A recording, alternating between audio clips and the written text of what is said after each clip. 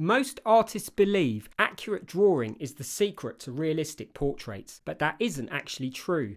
If you want truly lifelike results, there's an essential skill that matters even more. So in this video, I'll show you exactly what it is, why it matters more than anything else, and I'll give you a simple tool so you can start mastering it right now. Over the past 20 years, I've taught thousands of students. Whenever I see a mistake with their drawing, I'll point to the shape on their subject that's wrong, like can you see the distance between the eye, the ear, and the bottom of the nose, turning it into a simple box. As soon as my students can identify the box, they can always spot what's wrong with it. It's too wide or too tall. How did I miss that? So the hardest thing about drawing isn't measuring proportions. It's first learning to see the shape you're supposed to be measuring. To draw from life, we need to convert the 3D world we see before us into shapes that fit together on a flat surface like the pieces of a jigsaw puzzle. The simpler you can make these shapes, like boxes and triangles, the easier they are to measure and draw. So how do you simplify the complex 3D world into flat shapes? It all comes down to light and dark. Artists use the words tone and values to talk about different degrees of light or dark. In nature, there are endless values, but if you break them down into just 3 groups, lights, darks, and midtones, you can turn even the most complicated subjects into large, manageable shapes. You've probably heard artists talk about how you can simplify values by squinting. I know I do all the time. This channel is called Simplify after all. But here's the thing. Even though my teachers went on and on about squinting, it still took years of practice before I could finally see those big shapes for myself. Why? Because we're hardwired for details. Simplifying is a whole new way of seeing. That's why my students struggle with this more than anything else. But when they finally get it, it's like a veil has been lifted and it transforms their painting more than any other skill. To speed up this process, I asked AI to build me a digital tool, the Tone Simplifier Squinting Tool. It's a bit of a mouthful, but it does exactly what it says on the tin. Drop in your photo and it instantly reduces your subject into just a few values, showing you exactly what you're supposed to see when you squint. You can download it totally for free from the link below. I use it all the time for critiquing my students, and it's great when you're working from photos. But what if you're working from life with your model in front of you? Don't worry, I've got a dead simple exercise for that coming up next. Before you start a portrait or any other subject, it's a great idea to do a small thumbnail sketch just a few inches across. By working small, it forces you to focus on only the larger light and shadow shapes.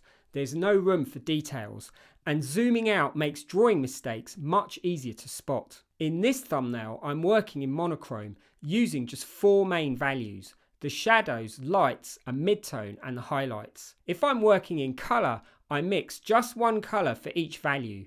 More colours come later.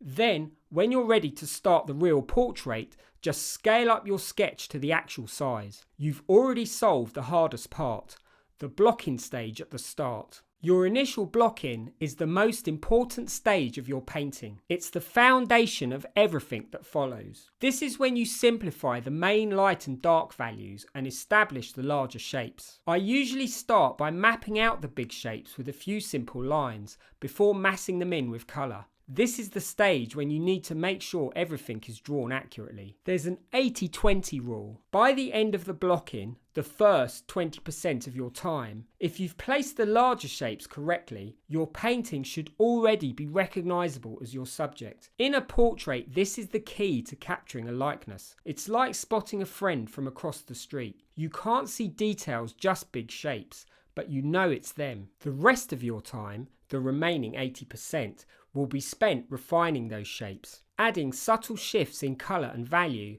and working on the details. But no amount of refining will fix your painting if the foundation isn't right. Whether I'm working on a quick study or a finished portrait over several days, my blocking process remains exactly the same. One of my teachers had us repeat the blocking stage over and over, saying we'd learn more by practicing the first hour 10 times, rather than spending 10 hours on one painting. Next time you paint, set a timer for 1 hour and just focus on the blocking. You'll feel a lot more confident when you can make your painting look like your subject after the first hour. This way of starting, blocking in the big shapes first, is also the secret for developing a loose painterly style. If you've ever felt frustrated that your paintings look stiff, you're not alone. I used to rely on outlines and details, starting every painting with a precise underdrawing, just like I would with a pencil. When it came time to add colour, I was terrified of messing up my carefully placed drawing, so my paintings always ended up looking stiff and tight. But once I learned to see the big shapes, it felt like riding a bike without stabilisers for the first time. I could paint with freedom and confidence because I knew I could fix my mistakes after the paint was down. Oil paint is a liquid. It's much easier to control by moving whole forms around with your brush instead of working in line. That breakthrough freed me up to be bold and expressive and finally achieve the painterly style I'd always admired. Learning to simplify tonal values really is the most transformational skill in all of painting. It not only helps you draw more accurately, it's also the secret to alla prima painting with bold, confident brushwork. So grab the free Tone Simplifier tool below and try it for your next painting. You'll be amazed at the difference. And if you want to master loose, expressive brushwork, watch this next video for one of my favourite exercises to develop your own painterly style.